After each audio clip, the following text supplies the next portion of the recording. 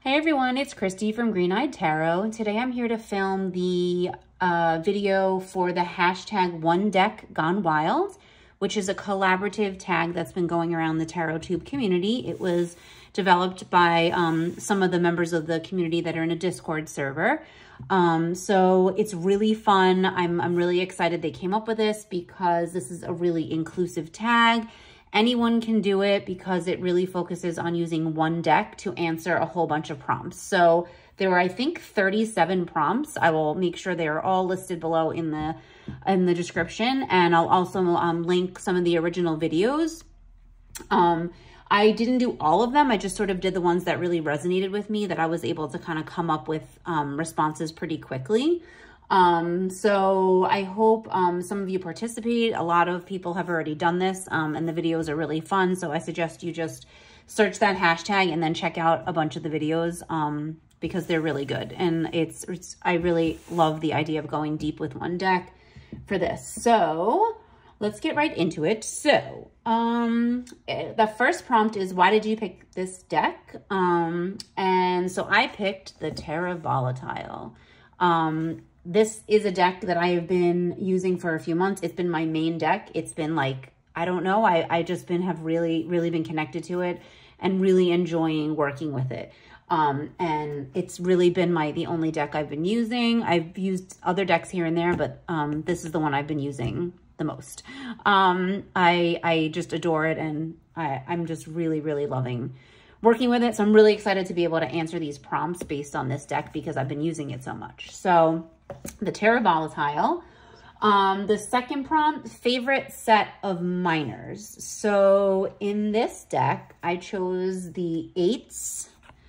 I just think that there's something about the eights. I like the eights in general. Oh, I'm missing one of my eights. Hold on.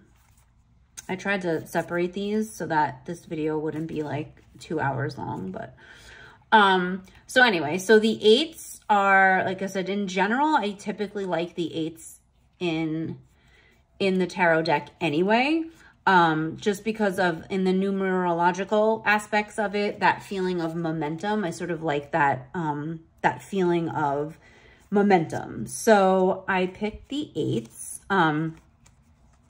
and like I said, I'm still trying to find my other eight. I don't know what happened to it. I had them all separated. There it is. Okay. So there's the eights. And like I said, I just really love the numerological aspect of the eights anyway, but I absolutely love the way this Eight of Wands is depicted, and I'll talk about that more in a little bit because I actually chose this card for another prompt. And the Eight of Cups, I really like this Eight of Cups and like the way the figure is walking away and is naked. It sort of gives me that feeling of like you didn't even leave with the shirt on your back, like nothing. You've literally shed everything, which gives me that feeling of shedding, sort of leaving it all behind, leaving behind what's not serving you and walking away from it, you know, just completely bare. And so I love that the figure is naked, has no clothes on while they're walking.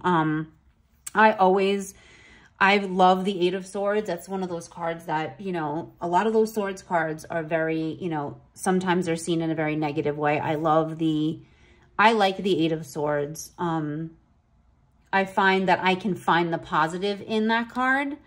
And I just like the way the figure in this is sort of facing away from, you can see there's like this castle up on the cliff here.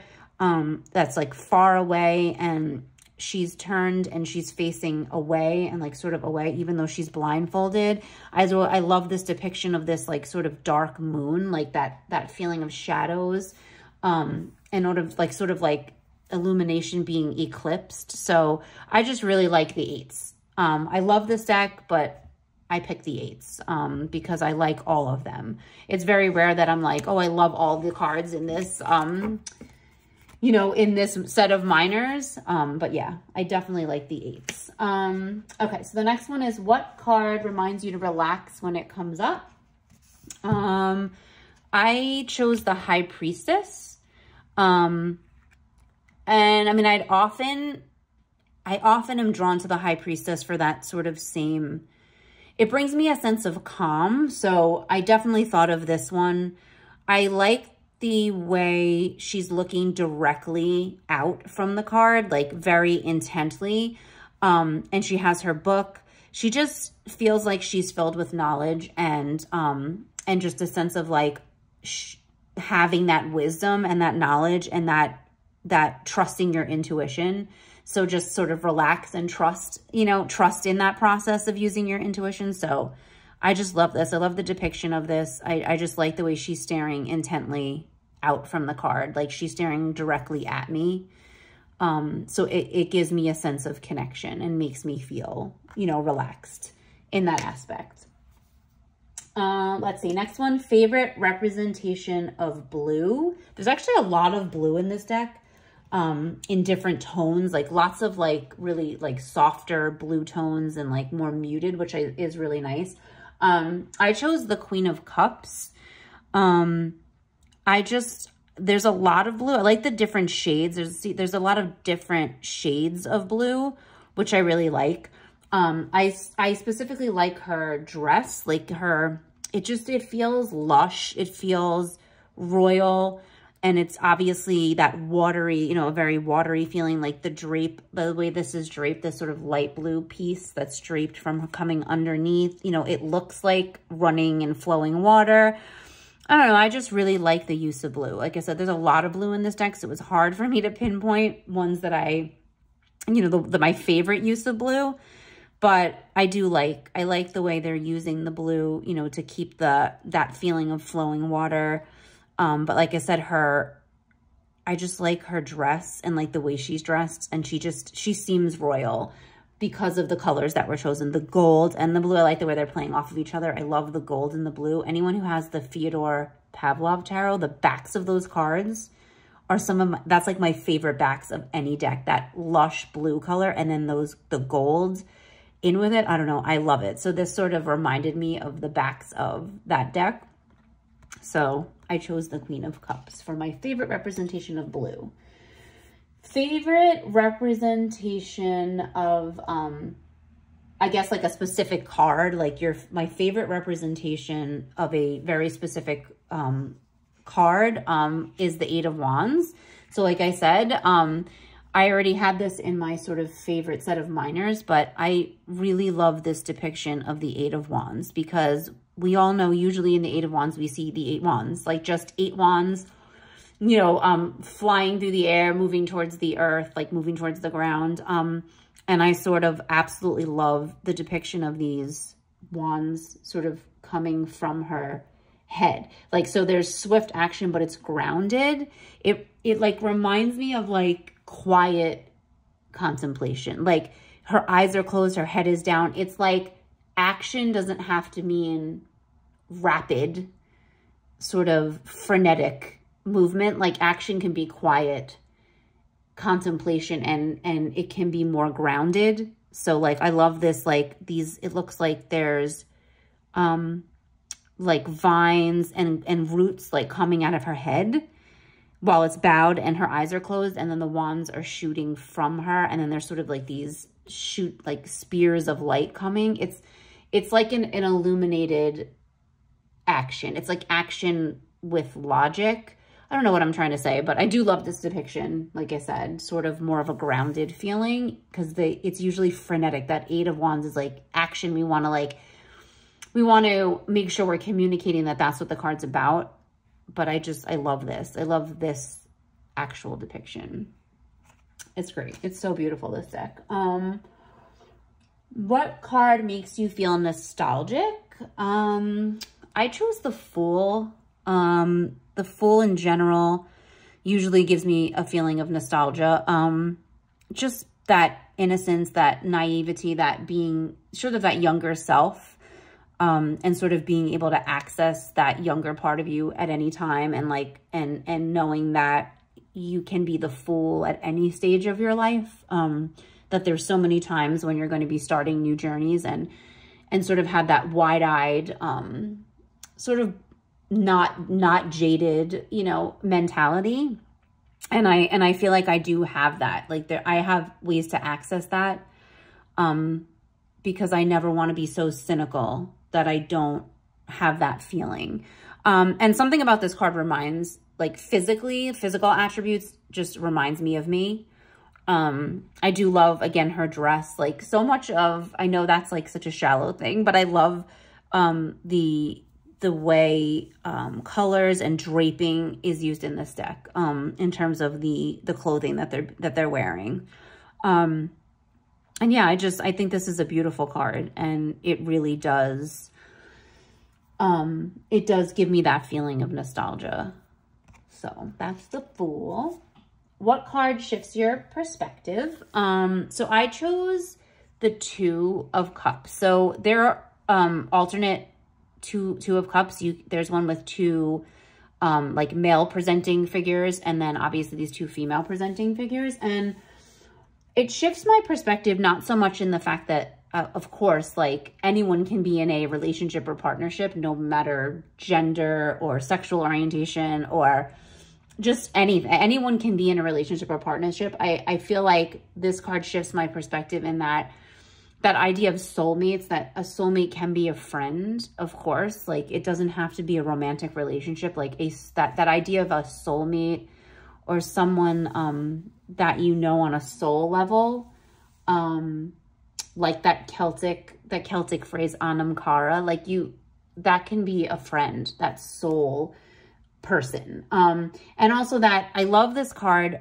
with this the circles, like these overlapping circles that are like very evenly spaced, and then here you have a line straight down the middle and the overlapping circles. I love the symmetry presented in this card, because my perspective looking at that like tells me that you don't have to give up part of yourself in a partnership of equals. Like if you have an equal partnership, no matter what type of partnership or relationship it is, that you don't have to sacrifice part of yourself. You can be each your own individual and come together in a partnership. So this card with that symmetry behind them makes me think of, just kind of puts me in that perspective when it comes to the Two of Cups.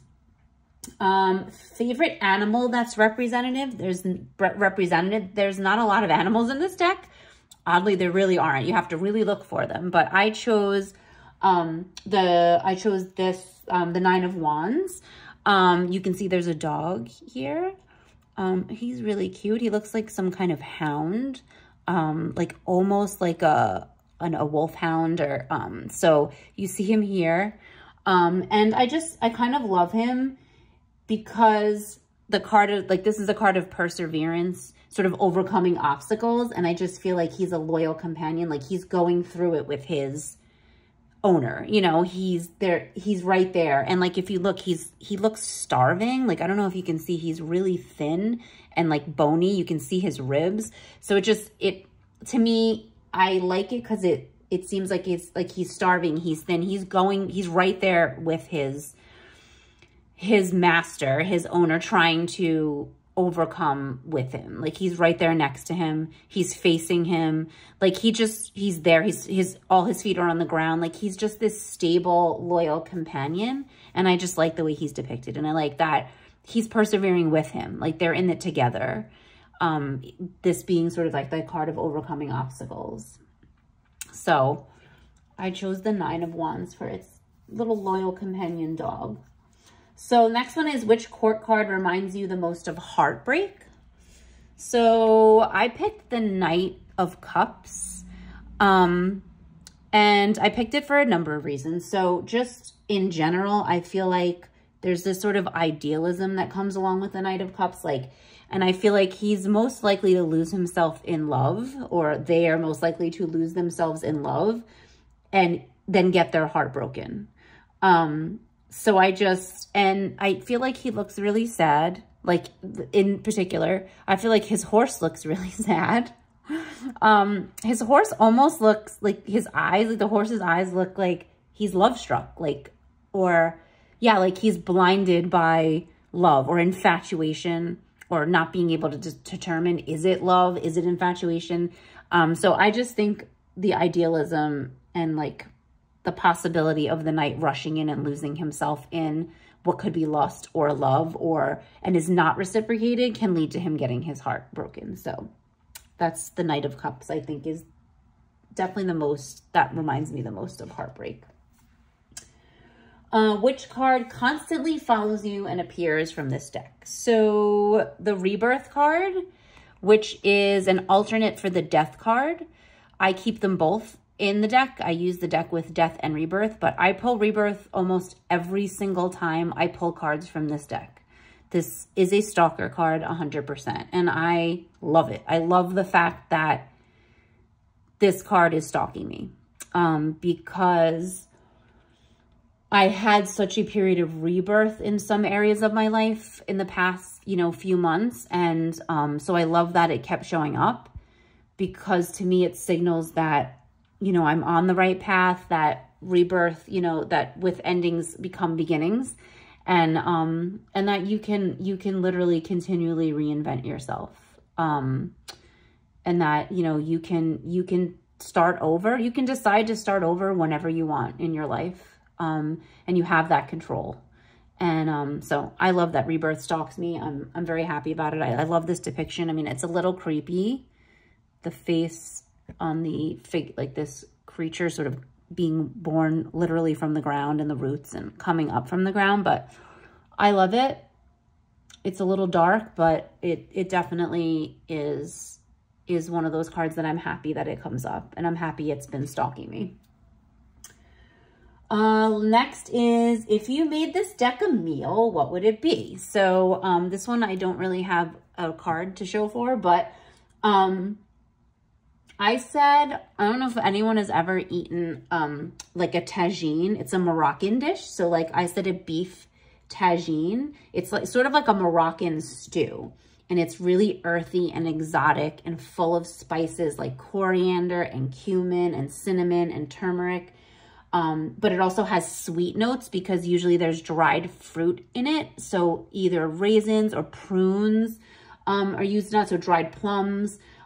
Sometimes apricots. So it has a sweet note. It's just very earthy and exotic with lots of spices. So I feel like that's this deck, is very earthy, but also reminds me of faraway places and like I said, exotic, like traders trading spices, like along the Silk Road. And so I think of this Moroccan stew, a beef tagine. What is the deck's favorite book? I said the Terra Volatile would probably, favorite book would either be The Divine Comedy or Paradise Lost.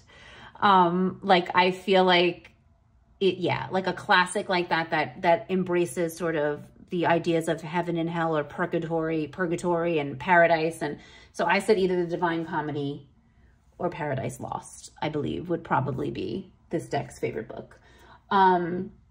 Where would you take this deck? Like where would you take it on vacation or to travel? So I said for the Terra Volatile, like what immediately came to my mind was like Italy, like Florence, like ancient Rome. This deck to me has a very, that feeling, like a very ancient Greece, ancient Rome feel. So I feel like I would want to take it either to Italy or Florence or Rome, or like back in time to like ancient Rome and ancient Greece, because I definitely just, I don't know, it definitely gives me that feeling. It says, where does the deck want to go? I just wrote on an adventure. Like this deck just, it makes me think of like an adventure. To me, it feels very, like it comes from different places. A lot of the cards, just sort of just depict like what I think sort of looks like exotic, like here, like this card, the Four of Wands, like exotic far off places. You see the water behind them. It looks like some kind of island, like it's just a different perspective. So it makes me think of travel and exotic, like far off places. So for me, I feel like this deck is like, I don't know specifically where it would want to go, but it would just want to embark on an adventure. Like, I feel like a lot of the figures depicted in the deck to me feel like explorers. Like they feel like they've explored like uncharted territory. A lot of this deck to me, like not a lot of it, but some of it definitely just, it gives me like colonization vibes, like, which lends another layer to using this deck. Like that idea of colonizing, you know, sort of far off places and places that people haven't been. And sort of the indigenous people, the cultures and things that are there that are being sort of stamped out, and how we can sort of tap into this energy of lost culture and things like that. So I feel like this is an adventurous deck and would just want to travel the world and see different places. Something you would change about the deck. I adore this deck. There's not much that I would want to change about it. Some of the only thing that I would change is some of the images are very dark. So you can see you definitely have to like either have a very bright light on it or hold them close to see details. And even then, like on the camera right now, a lot of the details are lost. So some of the cards are very dark. Like they were printed very dark. It's tough to see some of the imagery. So that's really the only thing that I would change with my eyesight the way it is. I have pretty bad eyesight to begin with, and I'm not getting any younger. So I have trouble sometimes. I wear reading glasses now a lot of times. So sometimes I have to put those readers on to really see the details in this. Like this card, like it's really hard to see. In this, like that there's like a little, like a serpent down here. It's almost impossible to see because of how dark it is. So that's definitely something that I would change, is just sort of lighten up some of the images so it's easier to see. Next prompt, which card would you hang in blank? So what room? So I would hang the Empress in my living room, I feel like, mostly because the color palette matches my living room space very well. I just love the Empress card. It's one of those cards that I do love in certain aspects of, you know, the card and its relation to being grounded and sort of Mother Nature. I like her face. I do love like her facial expressions. Like she looks so serene and peaceful and nurturing and stable. And that's how I feel about my home, it being a place of nurturing and stability and you know, really just being that touchstone for me, like my home. So I feel like the Empress would be very welcome to hang on my wall in my living room. So let's see, what's the next one? Well, let's see, the next prompt is something that sets the deck apart. So I feel like this deck is really unique, but one of the things that sets this deck apart is that it has an entire fifth suit called the Suit of Vessels. So I think that definitely is one of those things that sets this deck apart. This is the, like I said, the Suit of Vessels. So here we have the Three of Vessels, which is supposed to represent ether, and like spirit, sort of the element of spirit. And so it just, again, adds a whole new layer to this deck. So it's great, like if you don't want to look at the guidebook, the PDF guidebook that comes with this, and like just sort of glean your own interpretation. I feel like that's a very neat way to be able to use this deck, is adding this suit into the deck and then just coming up with your own interpretations on what you think it could mean. So yeah, so that's one of those really unique things about this deck, is that it has a complete fifth suit, which is the Suit of Vessels, as you can see here. And then it also has the alternate cards. So here's an alternate for the Two of Cups and another alternate. So it has 3 Two of Cups. This is an alternate for the world. This is the universe. Hubris is an alternate for Judgment. Here we have another Strength card. Fertility is an alternate for the Empress, which I think is nice. And then we have another Fool. So we have a Fool and a Fooless. So yeah, so this deck is really, I think, unique in that it offers so many alternate cards and that entire alternate suit, which is amazing. Let's see. The next one I did was, who would you gift a copy of this deck to if you could? I mean, honestly, nobody really in my personal life, other than like a handful of people, are really interested in tarot or read tarot. So there's really nobody in my personal life that I could think I could gift this deck to. I feel like I would just want to gift it to anyone who wants it, like to anyone who really has thought about it, because I waited a long time and then it was out of print. And so I waited a while. I pre-ordered it and it finally came in and I absolutely adore it. And I'm so happy I finally got it, but I did have to wait. There was a lot of patience involved in trying to wait for it. But I just feel like I would love to gift this to anyone who would like it, who would use it, you know, and who would love it as part of their tarot practice. I would love to just gift it, you know, to anyone who just for any reason is not able to get it, whether they're like shipping is ridiculous because they're in a, you know, a different country and the shipping might be, you know, really hard for them on top of the price of the deck. So I feel like it is one of the more pricier decks. I definitely probably the most expensive deck that I own. I'll definitely try to find the price because I honestly don't remember how much this was off the top of my head, but it's easily to research. But yeah, so I just would want to give it to whoever wants it that doesn't have it, you know, that would want it, because I enjoy it so much and I would hope someone else would, you know, get a lot out of it as well. What is the deck's biggest fear? So I said that I thought the Terra Volatile's biggest fear would be not being used. So sort of just sitting on a shelf as a collector's item. Because to me, I could see this deck being one of those decks that people just want to collect. They want to have it to just have it in their collection, which is fine. Some people have, you know, collections of lots of different things, and tarot might be one of them. And they might like to have just a collection, and that they have decks that just sort of, they don't really take out very often. And I feel like this one is one that wouldn't like that. I think that it would be afraid of. It's definitely, I feel like its biggest fear would be not being used, like sort of just languishing on a shelf somewhere. So that's my thought about that.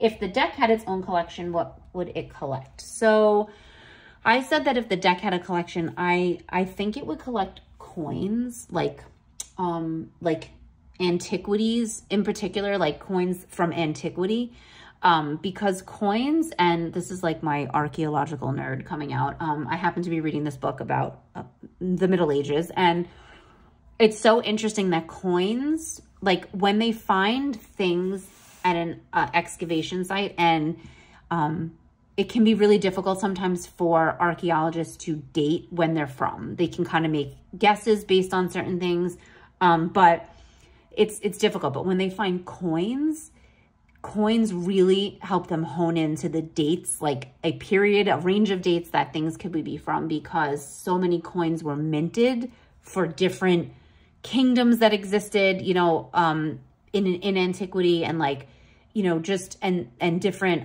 rulers and things like that. So coins are like a way that they can determine so much about an entire civilization of people or entire cultural group of people in different parts of the world. So, and I feel like that it's like to me, it's a very antique looking deck, and it reminds me of antiques and antiquities. So I feel like antique coins would be something that this deck would collect.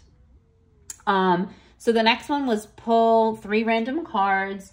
And so we're doing sort of like a fuck, marry, kill. I think there was a nicer way that they worded that as well, but I think it was bed, wed, behead, which is cool. So we'll do bed, wed, behead. So it said pull 3 random cards. So I pulled the Empress. I ended up pulling the Empress, and sorry, I'm looking at my notes because I can't remember. I pulled the Empress, the Queen. Hold on. I had them all in order here. And of course, I moved them out of order, so now I don't know where anything is. I pulled the Queen of... Let's see. Okay, so I definitely put all of these out of order. Okay, so I pulled the Empress, and I pulled the Queen of Coins, and I pulled the 4 of Cups. Okay, there they are. And so bed, wed, behead. So I thought these were brilliant, most of them, because I pulled the Empress, so I'm definitely betting her. Fertility, that grounded, earthy, sort of very fertile energy. So I'm definitely betting her. And then the Queen of Coins, I'm marrying her. She is the epitome of stability, and being in that unstable, and she just looks awesome. And so, yeah, I'm definitely marrying her. She's marriage material. That, like I said, that sort of stability, that confidence, that nurturing, also ground, you know, very sort of grounding energy. And then we have the Four of Cups over here. And so I said that I would definitely behead him and just put him out of his misery, because he's miserable. He looks miserable and just sort of apathetic and really just not happy about, not really appreciating the things he has. So I will just go ahead and put him out of his misery. So that was my bed, wed, and behead. Let's see, what else we got? What is the deck's signature scent?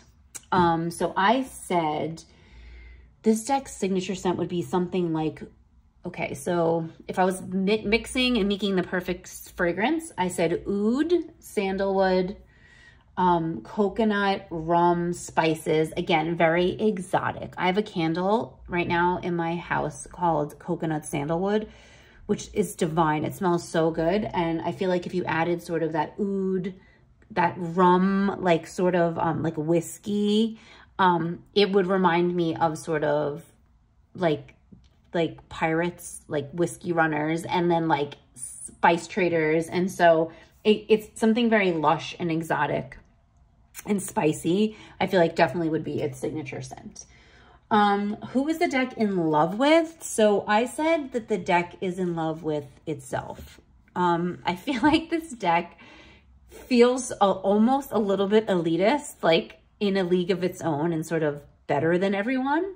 I love this deck, and I just feel like it has that feeling. So to me, I feel like it's in love with itself. It's very conceited. And then the next prompt was, how old does the deck believe it is? And I just put that it thinks it's immortal, that it is timeless and ageless, and age means nothing to this deck when you're an immortal being like this deck. So again, sort of elitist and conceited and sort of very lofty, but I feel like that would be the answer. It's immortal. It doesn't have an age. The next prompt I did was a card that reminds you of someone. So I chose the King of Coins. This card reminds me of my dad. It looks like him a little, you know, so definitely looks like him. And he passed when I was 18. So it's been quite a while, but it definitely looks like him, has his eyes. I couldn't help but noticing that when I stared at it really closely, like it really does have his eyes, you know. And just the King of Coins, just he was the epitome of like a family man, and ensuring stability and always putting us first, and just appreciating what he had in his family. And so that just reminds me of the King of Pentacles. And so, and like I said, it looks like him too, but just that stability and that security and just really knowing what you have and appreciating the material things you have, but understanding that it's the things that are not material that sort of make you wealthy and make you rich, and that you can be rich in so many ways. And so he was just, like I said, just the epitome of like what a father figure, you know, dad, you know, should be in my eyes. And just was just one of the best, you know, people ever, and just so fun and loving and caring. And like I said, always put us first. So that's the King of Coins, who reminds me of my dad. A card that represents you right now. So I chose the Three of Pentacles. I feel like I've been in a very Pentacles headspace. I've been in a very Pentacle place for a while now. And I just feel like this really represents me in my work life, my career life, because I made a change in jobs, and I've been so focused on that, and just this feeling of growth and collaboration that comes with the Three of Pentacles. That's definitely where I'm at right now. You know, just sort of honing my craft and and having sort of confidence in those abilities and trying to reach a level of mastery. And like I said, just collaborating with like-minded people and just being in that space. So definitely the Three of Pentacles for me. Which card in this deck gives you a unique spin on the regular opinion of the card? So I don't know if it gives a unique spin on the regular opinion of the card, but I chose the Ace of Pentacles. Again, I'm in a Pentacles headspace, definitely. But I like this depiction. It's like literally a figure holding this giant coin, this giant pentacle on its back, on its shoulders, and holding it up with two hands. And it's sort of, it gives me this perspective of sort of carrying that weight of potential. So I feel like the aces are kind of all about potential, like grasping the energy of that suit and that element. And so this to me feels like sort of holds the entire weight of the entire pentacle suit on its shoulders. Like the ace is like that starting off, but to me, it feels like it encompasses all of the entire suit of pentacles. And it reminds me of carrying that weight. It's holding the entire weight of the suit on its shoulders. And I just thought that that was a really neat perspective, or like I said, I don't know if you'd call it an opinion, but like it basically on the meaning, sort of taking a different look, looking at this card through a different lens, and with that imagery of it, you know, being on someone's shoulders. That's sort of what I get from that. Which card makes you laugh? So the Nine of Cups definitely makes me chuckle, because to me, this looks like the happiest drunk I've ever seen. Like he's definitely got spirits, wine, mead, something in this, and he's definitely drank. This is how many he's had. So he's definitely on number 9. So he's 9, you know, drinks in, and he's feeling pretty good, man. He is content. He is happy with the world. The look on his face just sort of like, yep, like, you know, you tried to talk to him. Nope, you're not going to get much, but like, I'm so happy. He's definitely the happy drunk. He's imbibed way too much, and he's very happy about it. So I don't know. That card just made me laugh, because I just think his face looks like he's totally smashed. Like he's hammered. Definitely. He's drank way too much, but he's happy. So let's see. A card that makes you feel calm or seen. So a card that makes you feel seen was, let me see. Again, I have my cards all out of order. So I picked the Nine of Pentacles, which now I can't seem to find. 1, 2, 3. No, that's the 8. So the Nine of Pentacles, which I can't find right now, but the Nine of Pentacles I chose because of that, the feeling of sort of authenticity and being your authentic self, and not really worrying so much about, or obsessing over if you took the right path, or if you chose, or if you're on the right path, or about, you know, or doubting, you know, like yourself and decisions that you've made. And just sort of, it's okay to consider like stability in those decisions that you're making. Like you can consider your heart and your mind and the path that you're on and how it's going to, you know, affect you in all those different ways. And you can weigh all that and measure it. And stability can be one of those things that you're searching for in all different ways. Like it doesn't have to be financial stability, although, you know, it definitely could relate to that. But I feel like that the Nine of Pentacles is just really sort of, I feel seen in terms of I'm trying to be my authentic self and be authentic and make the decisions that are going to make me happy and that are going to enrich my life and make me a better person and just, you know, provide me with a sense of accomplishment and purpose and contentment. And so the Nine of Pentacles to me is really encapsulating where I am right now. And it's making me feel seen because of having those doubts, and it's okay to have the doubts, but that you don't have to focus on the decisions and if you chose the right path. And I absolutely cannot find the Nine of Pentacles right now. Like it's gone. It went somewhere. It's literally it obviously leapt off the table and just went by because it's gone. I don't see it anywhere. So, well, the Nine of Pentacles is how I'm feeling right now, but it's decided to hide. So I don't know where it is. And then the final prompt I did was the deck's favorite tarot deck. This was really hard for me. So I think this deck, besides itself being its favorite tarot deck, because like we said, conceded, I feel like this deck's favorite tarot deck would be something like the Alchemical Tarot Renewed, like a deck by Robert M. Place, something that's very alchemical, which I don't have. But I feel like because this deck is based on alchemy, that's where the volatile comes from, because of those elements and the alchemy of those, the alchemizing elements is very volatile, and Terra come from the earth being grounded. So it's both grounded and alchemical. So I feel like this deck would like a deck, like its favorite deck would be something like the Alchemical Tarot that focuses really on alchemy, in that respect. So I think that would be the deck's favorite tarot deck. And that is it. I did not do all the prompts, but I did, like I said, the ones that spoke to me the most. And it was so fun to kind of go deep with this deck because I've been using it so much and loving it. It's such a great deck.